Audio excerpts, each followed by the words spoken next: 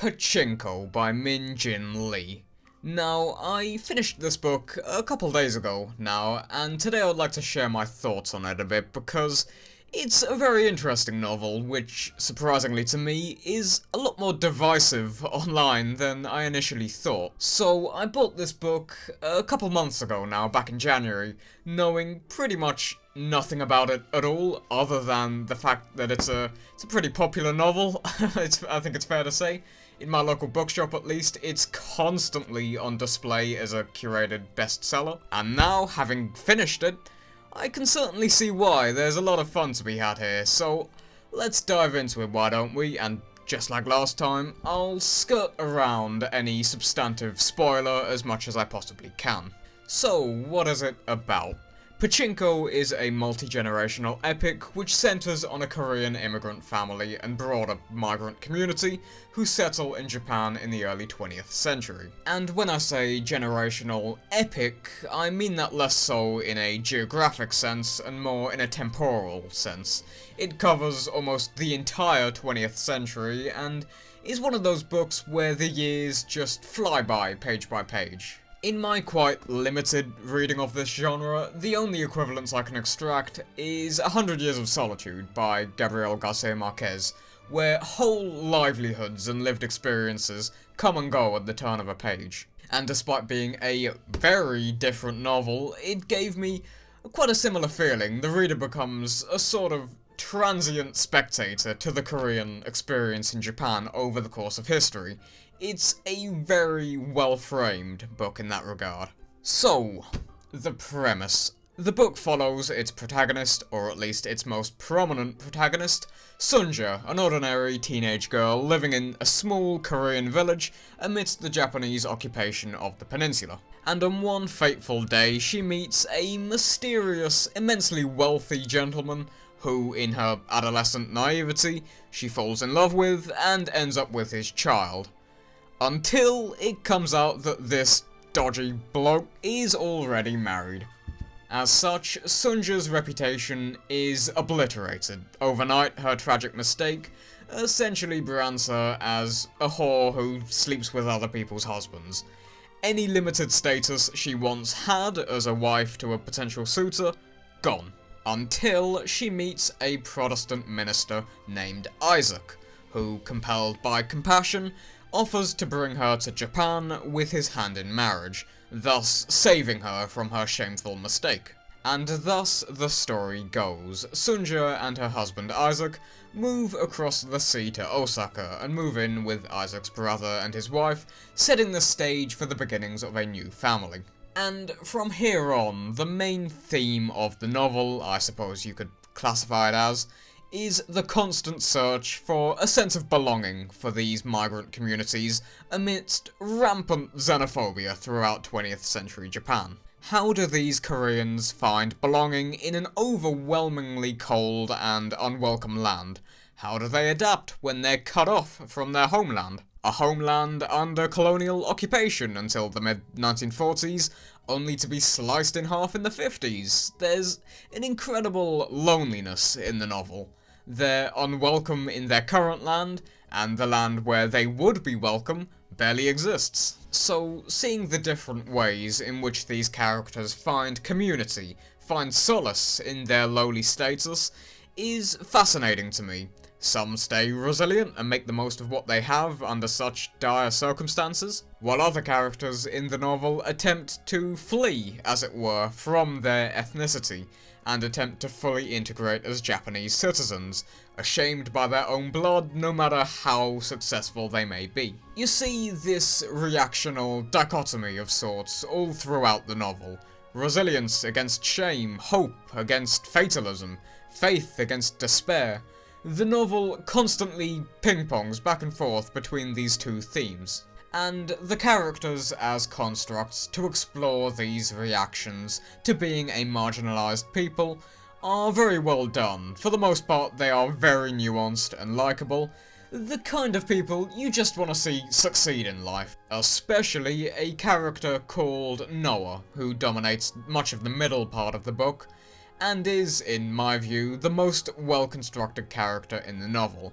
He encapsulates what I've been saying so far perfectly. There's an omnipresent tension of identity within the novel between being an ostracized Korean and assimilating within Japanese society, and Noah really does encapsulate this in its most damaging form, the dream to be someone you're not, essentially. The characters in this regard are really well done. I really enjoyed the bulk of them. Although, one thing I would like to bring up is just how many, just how expansive the cast of Pachinko is. Because, good lord, there are a lot of characters who come and go in the blink of an eye. Which I get. As I mentioned at the start, it's a very transient feeling book, and it wants to be as detailed as it can be, essentially, in capturing, on a more holistic basis, the lived experiences of all of its characters. But I must admit, it does feel a little too detailed at times. Like for here, on page 274, you have this girl named Chiaki, with a full description, a full page. Her age, her body type, her background, her grandparents, her school life, her taste in boys, her inheritance even. So, the author must be introducing a new character, surely? No, she shows up for 2 more pages and is never mentioned again, which, you know, and there are plenty of other examples throughout the novel. And in that regard, the writing can feel a little scatterbrained at times, which is fine, you know, it's better to have too much detail than too little, in my opinion. But there are certainly times in which the book have benefited from being either a little longer and more developed, or certain parts could have been cut out altogether, rather than falling in the grey area between. And more broadly, I think this also applies to the structural framework of the book itself. The novel is split into 3 books, each one tackling about 25 years of history. Book 1 and 3 can feel a little half-baked, in my opinion. Quite often, Min Jin Lee introduces entirely new plotlines, entirely new characters, who completely displace the old cast, or entirely new characters who are disregarded the moment they arrive, just like in the given example, especially in Book 3. So Book 3, for instance, introduces 2 new characters only about 100 pages from the end, who completely displace many of the old characters we've grown to love over time, which I found a bit of a shame. So that's probably my main critique of the novel. It's almost too ambitious, introducing so many characters to construct this grand, holistic overview of the Korean experience in 20th century Japan, rather than greater focus on individuals. That being said, Book 2 and the first half of Book 3 are by far my favourite part of the novel. As mentioned earlier, this is a multi-generational novel, and of the 4 generations present in the story, the 3rd generation, of which Book 2 and the beginning of Book 3 concern, are handled the best in my opinion. The brothers Noah and Mosasu and their respective growths, from young boys to middle-aged men. Seeing them come to terms with their Koreanness, so to speak, in such a homogeneous, restrictive society in their own different ways. Noah rejects his Korean ancestry, while Mosasu accepts it and embraces it almost. It's equal parts hopeful as it is tragic.